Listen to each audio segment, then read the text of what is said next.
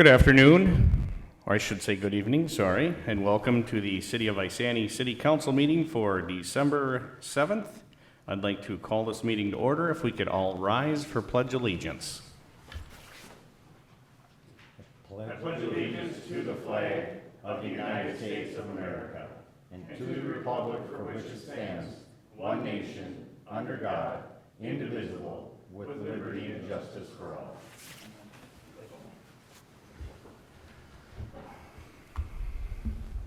Doing roll call, all council members are present, minus Councilman Collison. He did call and unfortunately is a little under the weather, so he won't be present. Do we have any modifications or anything, Ms. Wood? No, we do not. Do I have a motion to adopt the agenda? Motion to adopt. Second. Motion to adopt the agenda by Councilman Lundin and a second by Councilman Burgley. All in favor say aye. Aye. Opposed, same sign. Motion carries 4-0. Approval of the City Council minutes for November 16th, which was a regular meeting of City Council. Also had a Committee of a Whole meeting, a Planning Commission meeting, and a Special Economic Development Authority meeting. And then going way back to October 26th, we had a Park Recreation and Culture Board meeting. Make a motion to approve. Second. Motion to approve by Councilman Lundin and second by Councilman Burgley. All in favor say aye. Aye. Opposed, same sign. Motion carries 4-0. Announcements. Committee of a Whole will be Tuesday, December 21st at 5 p.m. We'll have a City Council meeting also Tuesday the 21st at 7 p.m. And then a Planning Commission meeting will immediately follow that council meeting on December 21st as well. Any council committee reports? I'd like to say one thing. I believe it was 2, maybe 3 weeks ago, I went to the intermediate school. I got to sit in on Miss Ruth Oliver's second grade, second hour class. I was in a reading party with them. And I was so amazed by the students that we have, not only in her second hour, but throughout the intermediate school period. Very well-behaved young people that I decided to invite that second hour class to a council meeting this evening, and I see a few faces in the audience. So welcome to you. I know it's Miss Oliver. I'm always the one to say the last name versus, I don't know any teachers by their first name because it was always Miss or Mrs. It is Ruth. So I did say it right. The middle school. Did I say that? You said the intermediate, but. I did say that. Thank you. Step up from there. See? Got a teacher in the audience to correct me. That's what I need. So welcome to Miss Oliver and her second grade class. Let's move on to the business items. K1, resolution adopting the 2022 final budget. Mr. Becker. We're going to be here a while, fellas. Saddle up. Hey. But it's all good news. That's good.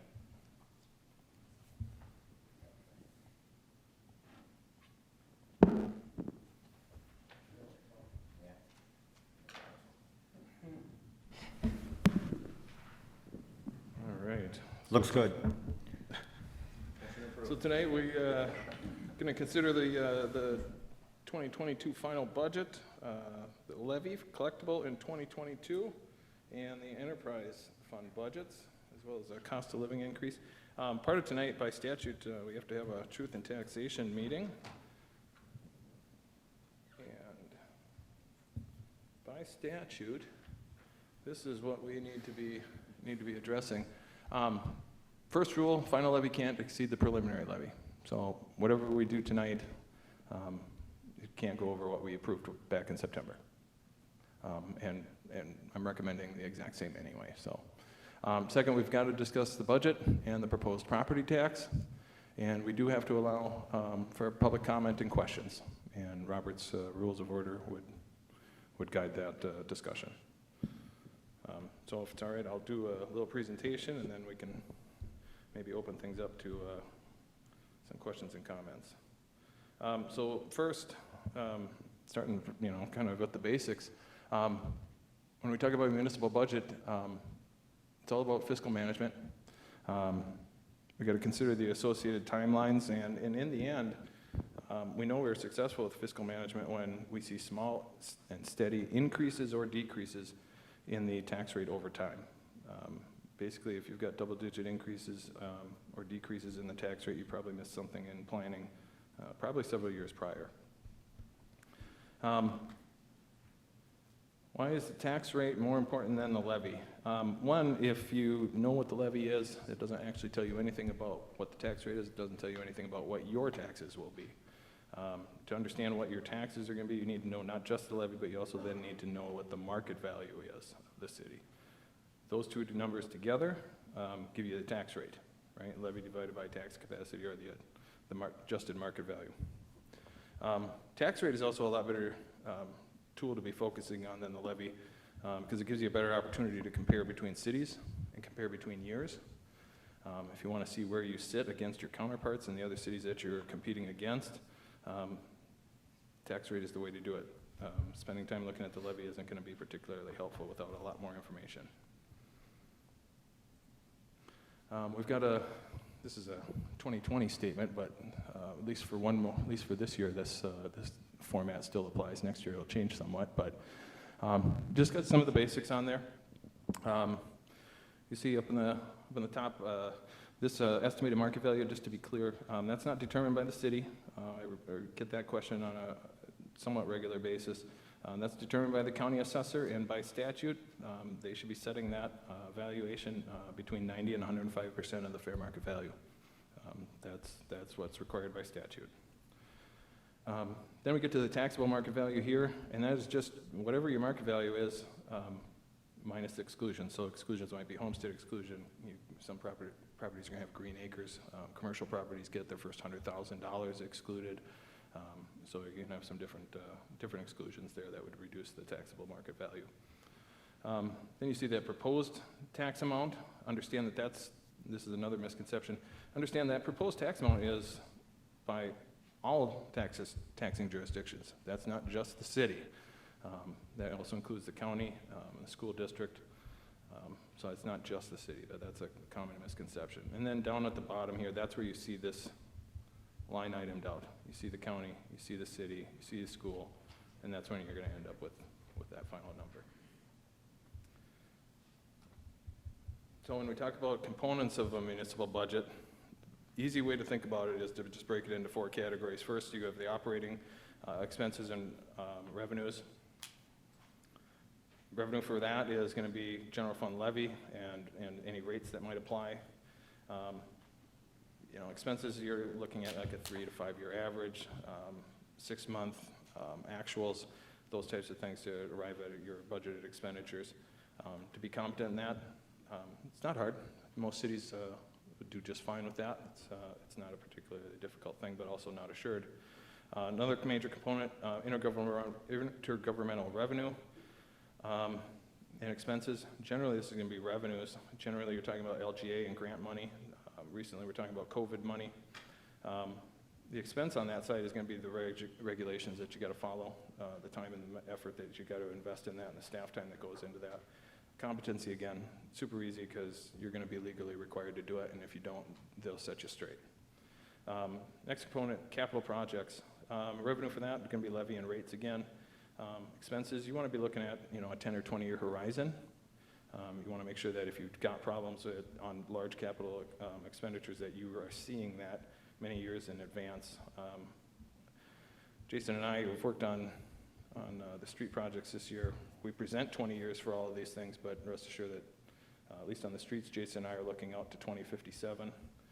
Make sure that we're a solid 35 years out and that we know that things are going to work out the way we, at least we have a path to success. How about that? I don't want to guarantee anything, but.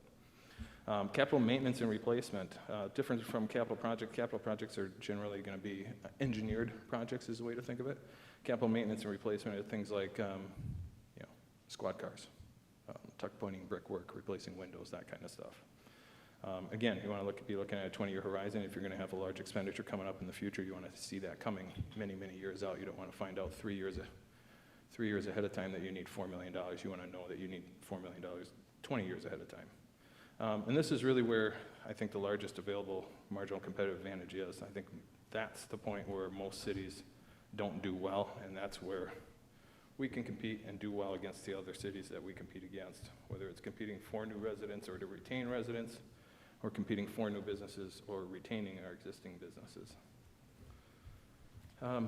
Before we get into the budget, I'll just drop this in. You know, if we feel like we need to modify the budget, at least a few of the options, they're kind of the low-hanging fruit here, would be considering delaying street improvement projects. Not my recommendation, but certainly the prerogative of the council. We could also consider delaying or eliminating capital maintenance replacement items.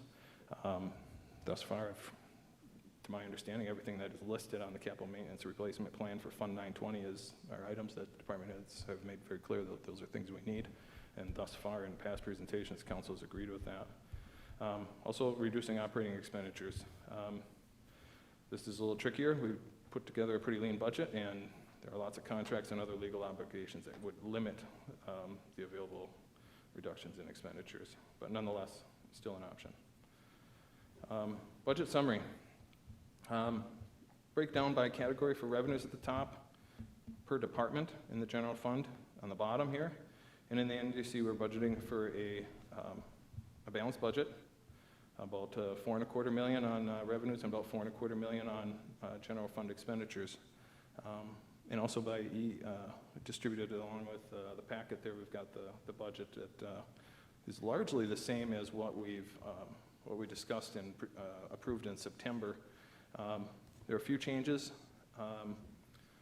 Most of them are ones that the council's already directed. We updated the manager, assistant manager, and full-time positions at the liquor store. That's action the council's already taken. Updated the police support specialist position. Again, that's action that we've already taken for Penny's position. Updated the community development director to reflect Stephanie's hiring. So again, directed by council on that one. We discussed previously some issues with township road maintenance and getting them to commit to the years in which they want to do that so I can plan. I've not gotten a firm response on that, so I've simply put that in for the 2022 budget so that we are actually prepared on that front. I also added data to the iPad for the building official.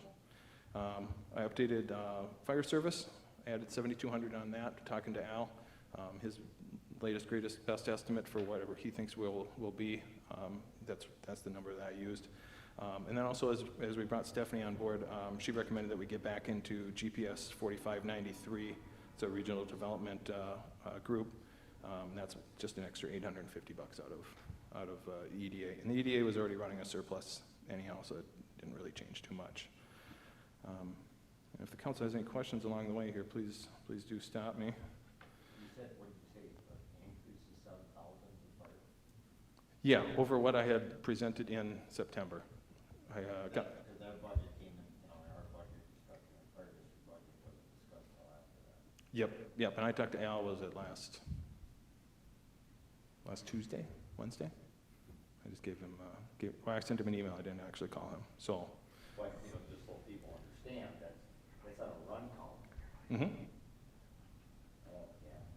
Yeah. That's all goes by run count, and unfortunately, we have elderly people living in town, so it's a lot of medical runs. Yep. So, not much as fire or anything like that, it's more mainly medical runs and accidents and so forth. Yep. Yeah, so. Where are we at with billing that to insurance?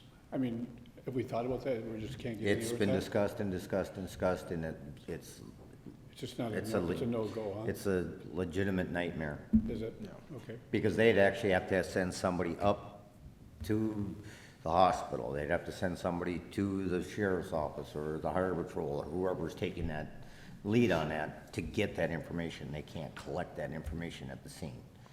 It's a nightmare. It would just be an administrative nightmare for them to do it. They'd have to hire somebody to be able to do that, No, I get that. and then it would be more than what they'd be billing for, the cost of that person.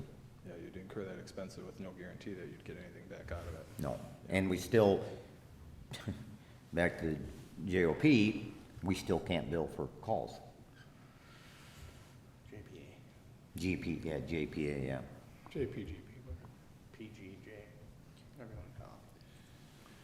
You know, you talked about ways to reduce the budget. It didn't sound like any of them were a good idea. I mean, we certainly don't want to do anything with the street maintenance, and I forget what the other two wanted, but No, I wouldn't recommend it. You know, the tax rates right now, and we'll get to the specifics on that stuff here in a little bit, but, you know, tax rate, we're looking at going down 3.17%. So I don't see a strong need for cutting the budget further. We're kind of following on the goals, and I'll also show, this year I've added one slide that show kind of the projections, sort of what I'm looking at when I'm making these recommendations about where I see the city going for levies and tax rates and where I think we can get to within 10 years. So, It's like I told them at the fire district. They would have liked to ask for more money because they don't have really a capital replacement fund. And Mr. Becker opened up Al's eyes on a lot of that. But you gotta remember, we got 7 other entities we're dealing with on that situation, and they're like, no, we can't do this, because that's, well, yeah, my advice on that is, so when they get a $1.5 million call for a new truck because the truck is, something happened to it, they're gonna be screaming harder then. So, yeah, it's kind of like we've talked about with our police forces. You know, you can delay the purchase of vehicles, but you will pay for it eventually. There's not any two ways around that. So, you know, if they need a pumper truck, they're going to have to pay for it one way or another, one day or another. So on this slide here, we've got budget summary for the other funds outside of the general fund that we present budget for. We have EDA Fund 108, showing a slight surplus on this budget. Street construction, this is one where we levy a consistent amount over time, and some years our revenues will be greater than expenses, and other years not. This is one where we'll spend more money than we bring in. We have pavement management, that breaks about even every year. It's a great setup on that. Water fund, this reflects rates, and while net income is negative 410, that is because we still do consider depreciation in the expenditure. So when we look at actual net cash flow, it's just about a break even there. Sewer fund, again, you know, if you're just looking at straight net income, including the depreciation, you'd say, oh geez, we're down $250,000, but actually when you back out those other items, then actually the net cash flow is 312, and again, that sits with our capital planning and our rate studies. Stormwater, same deal. We got stormwater rate reduction will be going into effect 3 consecutive years starting in 2022, and we should still be able to pull down sufficient funds to maintain our future capital needs on that. Municipal liquor store, right now projecting roughly break even. Negative 19,000 is pretty similar to what we've budgeted in prior years. Then we've got technology fund 614. Again, break even, but a little surplus. That fund looks pretty healthy for the near-term future, so long as cable franchise fees remain in place. And then final capital improvement, this is Fund 920. This is another one of those ones where we're going to bring in levy dollars. Some years we're going to levy more than expenditures, and other years expenditures will vastly exceed the levy for that year. And we'll touch on that a little bit later in the presentation as well. So we touched on some of this prior. In the end, we want small, steady increases or decreases in the levy or in the tax rate. Sometimes, sometimes the tax rate needs to go up. That's okay. That's going to happen sometimes, but let's have it be small, and let's have it be incremental, and let's have it be gradual over time. Capital, as I was just mentioning about some years you're going to bring in revenues and capital funds that exceed expenditures, and other years it'll be the other way. For capital projects, a good example is in 2028 we're scheduled to spend nearly 1.4 million in that fund, while the levy for those street projects is only going to be 352,000. This is kind of the wisdom of how we do things, that we can keep those levies steady year after year after year, even though we need to pay cash for our street projects. And in 2028, we'll spend 1.4 million, and we'll do it paying cash. We won't issue debt. And we've talked about the wisdom of issuing debt and why we want to seek to avoid that. And if things hold steady with the plan that we've got, we'll be debt free by September of 2030. We won't have any more levy debt on the books at all. That'll put us in rare company in the state of Minnesota. Again, with the capital maintenance and replacement fund, in 2025 for Fund 920, we're going to spend nearly $3 million, and we're going to cash flow it. We're going to actually pay cash for those expenditures, even though the levy that year is only going to be less than $500,000. And it's because we're going to do great planning year after year after year leading up to that, and make sure that we've got a good plan in place that that actually funds those items. Consideration in setting the levy. So the next 10 years of street projects is basically just us catching up on what we had originally identified in 2010 and then approved in 2012, but kind of things got delayed a little bit. Projects got pushed back, but like I mentioned earlier in the presentation, is street projects, squad cars, things like that. You don't get away from it. I mean, you can say you don't want to do it, but someday the rooster chicken comes home to roost. So. Capital maintenance and replacement, this would be Fund 920. Remember, this is the items, the non-engineered capital stuff. We run a 20-year cash flow analysis that is presented, that's in the budget. But of course, I'm looking out considerably farther. I'm looking out more like 35, 40 years, making sure that's a plan that we can work with. Fund balance. We had the $85,000 annual repayment to water sewer funds for the hotel project that was going on for 10 years. We've just now forgiven that debt to the water and sewer fund. That is going to boost fund balance. And I mentioned to one of the council members here before the meeting that when we get to April and we present the 2021 audited financials, I would expect that fund balance to be between 54 and 58%, which is a very, very nice increase. It was not that many years ago. Just 2-3 years ago, we were only at 39, and so that fits well with our goals and the revised fund balance policy, where we would float between 30 and 70%, hit 70% during the good times, and then spend down to 30% in the bad times. So that, again, so we can keep that tax rate nice and even, and so that when market values tank, we can utilize that fund balance to maintain favorable tax statements for the residents. We still do have some repayment to the liquor fund for 2018 improvements, but of course, once you take off the other $85,000, it makes that budget a much more manageable thing. So now we get to the proposed levy here. This would be the final. These are the same levy amounts that we approved in September. General fund levy at $2.15 million. Capital maintenance levy for Fund 920 at just about $452,000. Just shy of $300,000 is the street construction levy. And in the planning documents that look out 20 years, we assume that those levies will just simply go up evenly at 3%. 3% because that is what the long-term construction inflation has been. And Jason's looked at that over a number of years, and that's held true for a great deal of time. And so long as that holds true, we'll continue with that projection. Then we got the EDA levy, a little under $100,000, an abatement levy that we have to line item separate. This is also related to the hotel project, but we do have to line item that separate and then report that to the state separately as well. Debt service levy, we dropped yet another debt levy here from last year.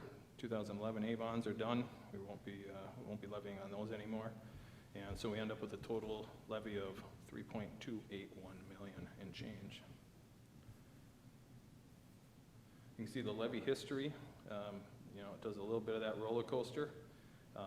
Really what you should be seeing is this really should just kind of march along the same trend as market values is really how it should go, right? This year we see market value go up. What do I got in my notes?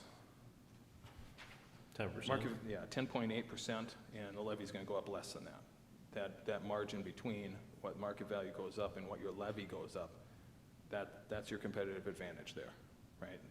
The bigger that spread is, the better you're doing, the more efficient you are being with your resources, and monitoring that difference in that spread year after year after year is a good way to understand how efficient you're being with your resources.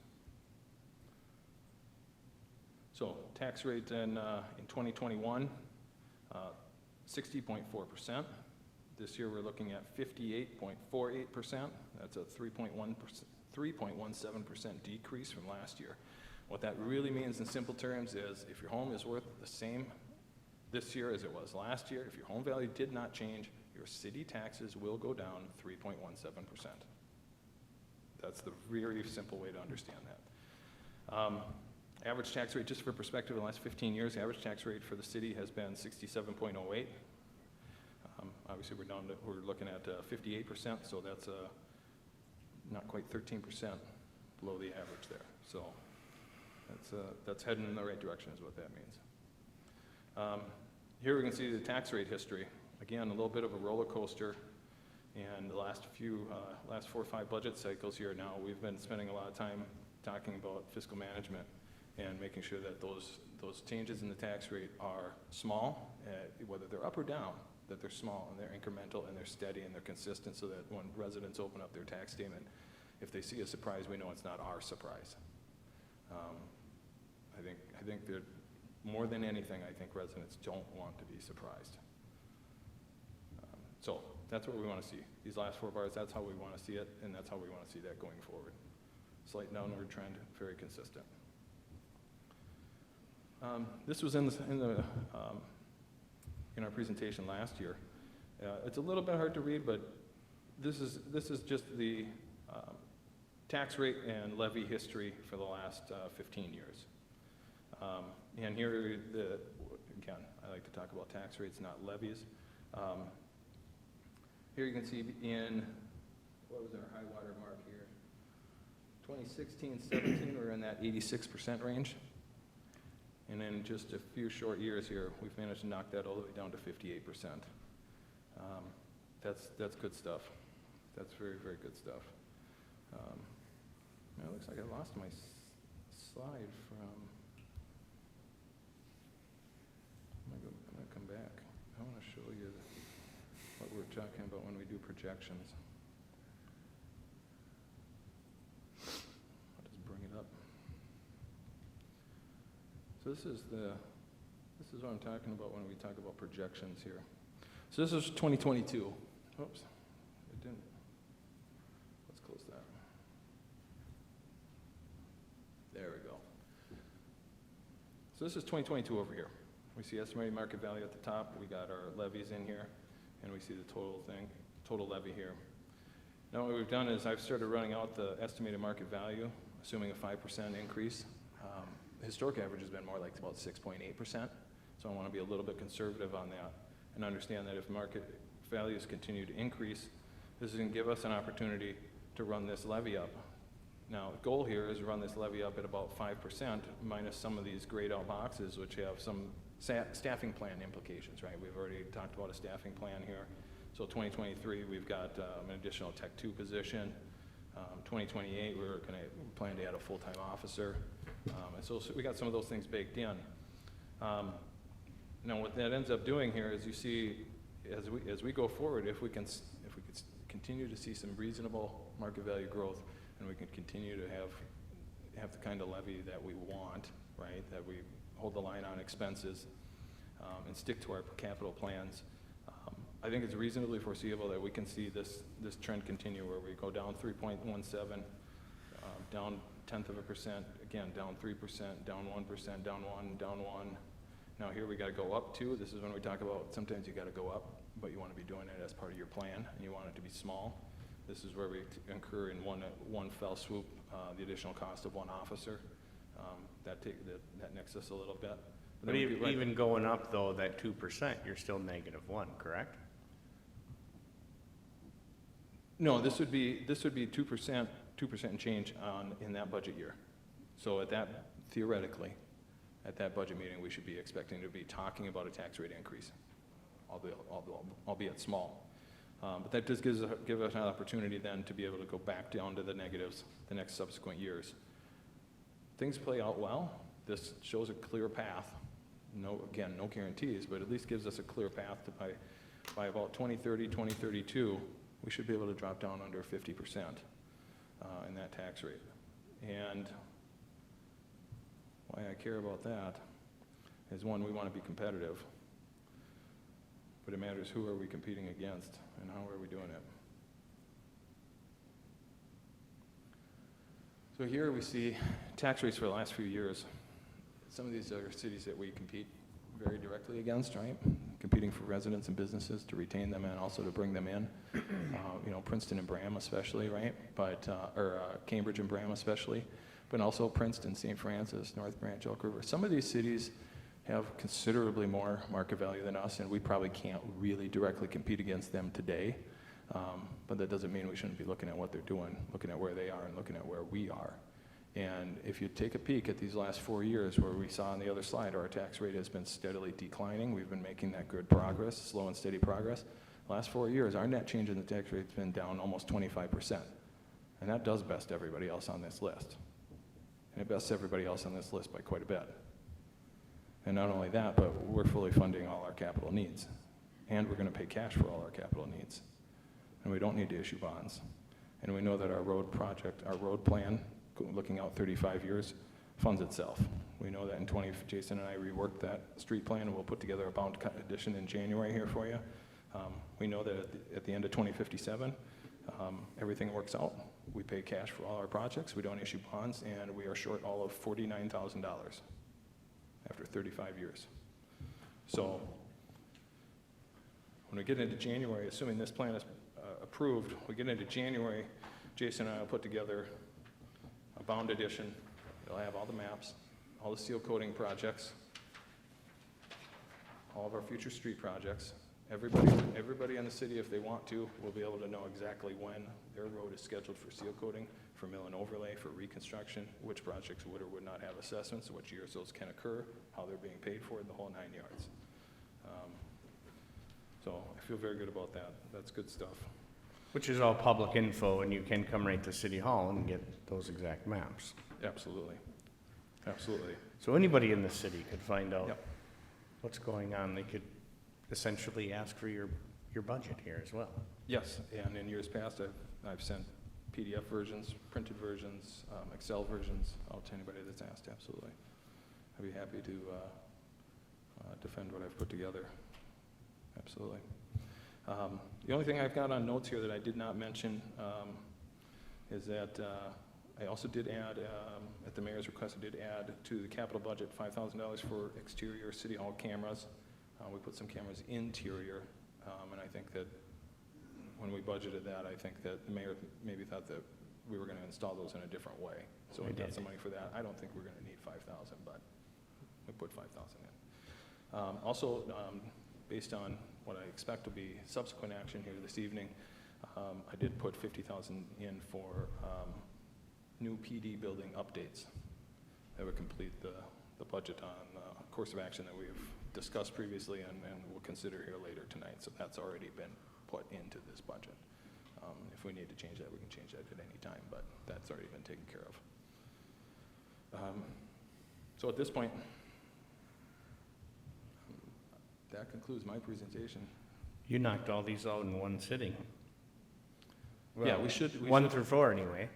Yes, the resolutions can be addressed individually in sequence or all in one group, but we should open up, ask for any public comments or questions. Absolutely. Per the Department of Revenue's recommendation. As long as you're done, Mr. Becker. I am. If there's anybody that has any questions at this time, you feel free to step up to the podium, state your name and address for the record, and you could ask Mr. Becker anything that has to do with this budget that you would like. Anything.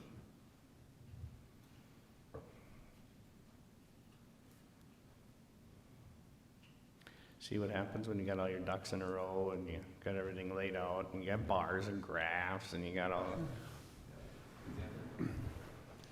That's my favorite part, is the bars and graphs. I have a question for you, Mr. Becker. I just want to know, you did a good job laying this out, and we talked about nobody should get a tax surprise, but one thing that we can't control here is property value. I mean, are you able to talk about that at all? I mean, do we know if do you feel like the county is going to go up in property value this year, or down, or stay level, or? Yeah, I think generally speaking. You're saying down? Because mine went up. Mine went down, both my properties went down. Really? Well, you're lucky. Yeah, there's certainly going to be exceptions. Because I'm getting taxed like crazy because it went up. Yeah, there'll certainly be exceptions to the rule, right? There's, any given year, there's gonna be some that go up and some that go down, for sure. In any market, that's gonna be true. But I think broadly speaking, most people should probably be expecting to see the market One values thing you gotta increase. realize, property values increase or decrease depending on property selling in your area. Right. So you get into, I work a lot in Lake Elmo, Cottage Grove, Woodbury. Their prices, their properties are going like this because those houses are selling. They're selling them, they can't put them in the ground fast enough. You could also use Miss Wood's property in effect. I'm not gonna say exactly where she's at. We'll just say she's in a rural area. And because she's in that rural area, maybe some people, they wanna come up north, but they don't want a rural area like you have. They wanna be in a city-type environment within the suburbs of the city, if that makes sense. For a- So they're hitting Cambridge, Isani instead of the rural area, and that's why my property value went through the roof versus Miss Wood. She says hers went down, so that could justify that reason. You get up to Lake Mora, theirs is probably like this. Yeah. Pine City, same thing. It's the further north you get, or if you get closer to Duluth, they're moving out of Duluth further south, and, you know, the further they get away from there, the less the property values go. But it's, housing market right now, I talked to a real estate friend of mine, and she said to me, they show no signs of it letting up. None. And I'm telling you, she's the first one to scream wolf. You know, that she's ready to hit the panic button as a real estate agent. She's been doing it for 30 years. And she says, I see no sign of letting it up. Yeah. And a lot of that is, it's driving by product shortages. It's driven by people moving out of Minneapolis and moving into the suburbs. You know, they're moving like this out of Minneapolis, all around it. So, you know, just for an example, if you're building a new house right now, you're minimum 10 weeks for windows, minimum, from the minute they're ordered. Granite tops went from 2 weeks out to 8 to 10 weeks for granite tops. There's people that have lived in their houses for 2 months right now, they still don't have all their appliances. It's you know, it's supply chain shortages, it's labor shortages, it's getting the material shortages. I mean, you just look at used vehicles. Used vehicles are worth more now than you would have paid for that vehicle brand new. And it's ridiculous because they can't get chips, so they're not producing vehicles. So it's all going to be driven by this market. And you know, I've been through 3 housing crashes in my entire life. God forbid, I hope I never see another one before I retire, but it's inevitable, it's gonna happen. Everything goes in this cycle. But there again, when the last housing crash hit, property values went like this. What did they do within 2 years after that? They went like this. Everybody bought cheap. All of a sudden they decided they're gonna build new and they're gonna sell and make a profit on what they bought. And I'm sure that's the false perception that you get as well as I get, and probably the council members get, that my property my city taxes are through the roof. I hear that a lot. You hear it a lot. Yep. I'm sure you guys hear it a lot. But that's not the case. The Yeah. city taxes, Yeah, you and I. pretty have gone- low at the moment. We've had this discussion. You and I have gone through this for specific homeowners at different times and said, all right, let's look at the last 5 years, school, county, city. The best thing And- about, and the best thing about Mr. Becker is he'll just, in black and white, he'll print it out and hand it to you. And then he'll explain it to you Yep. for the next 2 hours. Yep, and when we've done that, we've seen city taxes for people, including, you know, given their market value changes, you know, they might see city taxes over a 5-year period go up 11% while they're looking at school or county taxes going up 25%. Then it becomes clear what's really driving that increase. And no matter what, like you said, if your house is worth the same as it was this year as it was last year, you would see a decrease in city tax. But it's inevitable. Your property did not stay the same. I would be shocked if anybody in the city's value stayed the same as last year. You just bought your house. It's gotta be up from what you even bought it, right? I bought it 2 years ago now, so, So I mean, But yeah, it's gotta be up from 2 years ago, right? yeah. Substantial amount, I would assume. Yeah, right. That's what I mean, I wouldn't see anybody's Yeah, way. I think the main question that people have when they see that, or at least that I have when I see it, is, okay, well, we're bringing in, 3.28 million or something, right? I mean, so last time we brought in 2,981, so, okay, so we're getting that extra 300,000-ish or so, why can't we lower taxes more than we are, and I think maybe you could just kind of touch on that a little bit, and, Well, one, we are, right? We are lowering the taxes. But two, if we don't limit those decreases responsibly, we get ourselves in a bind where we're no longer able to fund these projects in cash. And in the long run, not issuing debt is gonna save the city a lot of money. For a lot of cities, for most cities, their capital improvement plan is wait till a road looks bad and then bond, just issue debt. And, it's not hard to pay $250,000 on $1 million borrowed. Well, you do that on enough projects and you start, and especially you get into larger cities where they start doing $5 and $8 million on street projects simply because of the size of the city and the amount of work required. Yeah, and that interest, you have to levy for that. There's no two ways around that. And it's just like at home, if you're gonna put all your gas and groceries on a credit card, the wise move is to have paid it off at the end of the month and incurred no interest. And that's simply what we're trying to do here. But make sure that we're keeping an eye on the future and know that, yes, the action that we take here today, lowering that tax rate 3%, it still gives us that clear vision of where we want to be in 20 years, 10 years, 20 years, or 35 years, and know that we aren't going to get stuck at the end of, at the end of 35 years borrowing oodles of money. The street improvement plan that we had last year, and I touched on this briefly in my presentation last year, when I looked out to 2056 last year, it looked terrible. I mean, we got to a point where we had, we were short solidly $10 million, and it didn't look like it was going to improve thereafter. And Jason and I went back, and Jason did the bulk of the work on this. We went back and moved those street projects around, refigured out how we could utilize state aid better, and kind of tweak that and massage that, but still get to a point where that street plan is solid and functional. But now instead of being 10 million short, I can look out 35 years and know that I've got a reasonable shot at being just short 49,000, which is substantively nothing. Yeah. Substantively, that's break even at that point. And then simply revisit that every year, keep running that out one more year. Because if I'm gonna be short $10 million, I wanna see it 35 years ahead of time, so I have time to fix it. Now, in this case, we were able to rework the plan itself and make that work, but we keep adding one more year. Yeah, if I'm gonna be short 10 million, I want 35 years to figure it out, not 6 months. Yeah. And most cities just don't do that.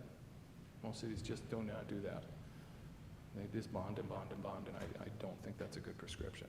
And hopefully by 2030, September of 2030, I think we'll be the largest or second largest city in the state that's levy debt free. yeah.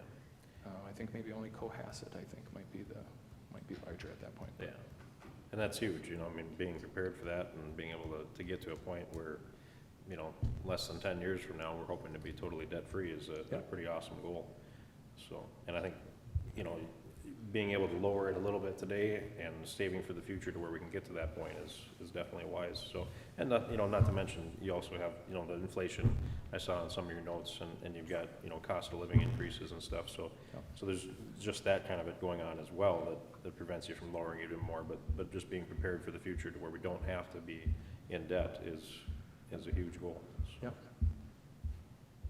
Yeah, because we could lower the tax rate 25% today, but all we would do is be doing that at the expense of future residents. Right.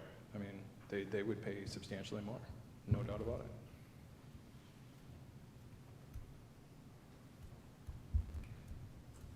Any other questions or comments by the council? So we can approve this as K1 through 4?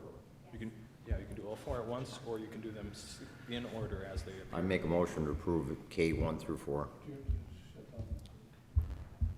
No, this isn't technically a public hearing. It's not a public hearing, it's just a public comment, so. I'll second it. Yeah. If nobody wanted to speak on a matter, which nobody came up. Yeah, as long as we I provide. don't see nobody raising their hand, so Second. No, nobody still wants to. So I have a motion from Councilman Lundin to approve K1 through 4, and a second by Councilman Burgley. All in favor, say aye. Aye. Opposed, same sign. Motion carries 4-0. Let's go to K5, resolution approving purchase of property owned by Hobby Farms. Mr. Becker, that is you as well. Yeah, so the result of months of negotiations. Here we sit now with a signed by the current property owner purchase agreement for $1.51 million. Inside of the purchase agreement is an embedded lease agreement that would start effective on the closing date. We would be the owners at that point, but the current owner would become the tenant. Would be a $2,000 a month lease. That would go through the end of June at a minimum, and then the month of July and August would be at his discretion, his option, but it would end definitively by August 31st. Then the building would be empty, and not just ours, but also ours to use at that point. Make a motion to approve. Second. Motion to approve by Councilman Lundin and a second by Councilman Burgley. All in favor, say aye. Aye. Opposed, same sign. Motion carries 4-0. Thanks for all your hard work on that, Mr. Becker. Awesome job, Mr. Becker. Thank you. Move on to K6, ordinance amending City Code Chapter 281, stormwater charges. Ms. Wood. So staff had done a stormwater rate study in-house, similar to what was done with the water and sewer rates. And per their evaluation, their recommendation by the finance department is to lower the stormwater rates, as you see before you. It'll go from this year is at $8.12 per month. Per ERU, it'll go down from $6.50 in '22 to $5.52 in '23, and then in 2024, it'll be $4.97. This ordinance has been posted for the required 10-day notice and is recommended for approval. Make a motion to approve. Second. Motion to approve by Councilman Lundin and a second by Councilman Burgley. All in favor, say aye. Aye. Opposed, same sign. Motion carries 4-0. Resolution approving a conditional use permit amendment for site plan operations for a biodiesel distillation system for Evercat Fuels LLC. I see the young gentleman in the audience again, and they actually brought the important guy this time. It was the comment one of you guys made that they look like kids or something. That's why they brought them. That was me. You and me both. We're both old, Paul. Go ahead, Ms. Wood. All right, thank you, Mayor and Council. So this was presented to the November 16th Planning Commission meeting. Evercat Fuels had requested a conditional use permit amendment to modify their site plans to add further distilling to their product. They would be relocating a thermal oxidizer and adding a concrete pad, installing a distillate tank, wastewater tank, and residue tank as well, providing for storage of the product. The Planning Commission did recommend approval of this, and staff is also recommending approval. Ms. Wood, was that with the fire departments? We had some stipulations on that, did we not? Chief Jankovich did have some things that he liked to have seen, and those are in there. So once this is approved, they do need to provide like UL listing of their products, or not the products per se, but of the equipment, and get a copy of that to him. That is a condition of this. Perfect. Not that we're picking on you guys, it's just the fire chief needs to know what him and his firefighters are dealing with. It's understandable. So you I guys, have a question for you on that. With this in there, is there some type of fire suppression that's in that already? In the building, we do have some, and the way that the building is designed, it's particularly safe as far as the coating of the process area. This particular unit is outside of the building, and it's in a container, but we did discuss that with the fire chief, and we determined that what we had, set up for this project was sufficient as far as fire protection and safety.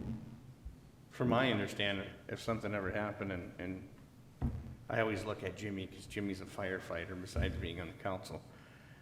If a fire happened in that, they could essentially just close the doors, couldn't they, and it would contain it? I mean, I haven't seen it, but I would imagine that, yeah. My only it's a concern would metal, be- it's a metal shipping container, you can probably, My only thing is if it's like any kind of fuel, the vapors build up, it could be explosive. That'd be my only thought. Yeah, so basically, one thing to that vapor buildup is that biodiesel has a very low vapor pressure, so I can guarantee that it's pretty minimal, vapor buildup in the. Diesel fuel does, in general, does it not? Biodiesel even less more so than normal diesel. Yeah. Yeah, so very low vapor pressure, that's the key point of that, so. It just, all curiosity. So between you and the fire chief and what Ms. Woods has to say, that it's easy, you can comply with all that? So it's a satisfactory thing to you guys too, so, okay. I think by you asking that question, that we've all been in agreement to where we'd like to meet the business, resident, et cetera, and this council meet halfway, and if it's good for the goose, it's good for the gander, I suppose you could say. So if it's good for the business, it's good for us, but we like to meet halfway versus pushing more so, in either direction. So that's why Councilman Burgley asked that question, is making sure the business is good, because city's good, business good, we're good. Perfect. So did we get a motion? No, sir, we did not. I'll motion to approve. Motion to approve by Councilman Burgley, and do I have a second? I'll second it. Second by Councilman Gordon. All in favor, say aye. Aye. Opposed, same sign. Motion carries 4-0. Resolution approving a rezoning for properties PID 16-134-0030, 16-134-0040, 16-134-0050, and lastly 16-134-0060 from B2 General Commercial to R3, a low-density multifamily residential. Ms. Wood? Thank you, Mayor. Mayor and Council, so this was discussed at the November 16th Planning Commission meeting also, to rezone those 4 parcels that you just listed from B2 Commercial to R3A Low Density. They also previously at the October 19th Plan Commission had gone through a comprehensive plan use amendment, which allowed them to have a variety of housing, which was also approved. And they had completed all applications, and staff is recommending approval of this as well as the Planning Commission. I know we had residents in that area, and I don't see them here today, so obviously everybody was good with what was presented. I make a motion to approve. Second. Motion to approve by Councilman Lundin and a second by Councilman Burgley. All in favor, say aye. Aye. Opposed, same sign. Motion carries 4-0. Before I move on to Mr. Cook, since we're in that zoning question, I'd like to welcome Stephanie to the team. I cannot pronounce your last name to save my life, so I'll let you say it and hopefully it sticks. Hellisine. Did I say it right? No? Hellisine? Hellisine, all right. Sign. I'll try to remember it. Welcome to the city of Isani. Moving on to K9, the South Brookview Preliminary Engineering Report and 2022 Pavement Management Project. There's an A and B to this. Mr. Cook, do you just want to put those together? Sure, right. So thanks, Mr. Mayor, members of council. So as Mike just described, we have a pavement management program that's been laid out in the capital improvement plan. And as Mike said, we've looked all the way into 2057 on kind of a game plan as to what to hit. And so this is simply the identified projects for 2022 that have been in the capital improvement plan. The pavement maintenance project, I guess if you see in that figure, is streets that we need to identify, whether they're seal coat or mill and overlay, but for the most part, that would be the maintenance project for next year. And then the Brookview South, generally first through fourth editions, would be looked at to get a full pavement replacement. Most likely a reclaim and pave, similar to what we've done on on Sixth Avenue and Main Street here, but more likely to leave the curb in place, hoping to keep prices down. But this proposal here is to start the assessment process, as we've done on those other two projects as well, where we would have to create a feasibility report identifying the costs and the possible assessment prices to go to the residents along those projects. And again, the assessment topic in this report would only be for the Brookview South area that would get the pavement replacement completed. The maintenance project, the 2022 pavement management project, wouldn't have assessments, just as we haven't done in the past, but that's why they're two different items. Any questions, comments, concerns by the council? Motion to approve. Second. Motion to approve by Councilman Lundin, and a second, And just to clarify, are you approving A and B at the same time? Yes, Yes. ma'am. Thank you. Motion to approve by Councilman Lundin and a second by Councilman Burgley. All in favor, say aye. Aye. Opposed, same sign. Motion carries 4-0. Any questions on consent agenda items, gentlemen? That one where we're sending back, where we're redistributing that money from Yeah, the. So that's a model resolution from the League of Minnesota Cities, and what happened on that was we got about 620,000, was it, for coronavirus relief, right? And then now we've decided we're gonna do water and sewer work with those funds. However, there were some cities, townships, counties, whatever agencies around the state that did not request any money or refused to accept it. Those funds then are put back into the pool and redistributed among all the cities, us being one of them, that received funding. So in this instance, accepting the redistribution means we'll pick up an extra $20,000. So it's not a lot, but it's something. So we just asked for more money once it was repooled, is what you're saying? We didn't even ask for it, they sent it. They sent it. What It's were- we already, check for I already have the first half of the redistribution, but we do need to formally accept it and acknowledge that we're gonna adhere to the federal requirements and things like that, so. So this isn't that same money that went out to businesses then? Do we have some extra money that? So there were two sets of funds for coronavirus. So there was the first set where we did, 78,000 or so for business relief, right? $5,000 grants based on need. We did paid for a lot of PPE and all those kinds of things. And there's the secondary tranche of money. That's what we're discussing and working with now. That was the 620, where they say, hey, you got a wider range of things that you can do with that, and that includes water, sewer, infrastructure. And so that's where the path that we've taken.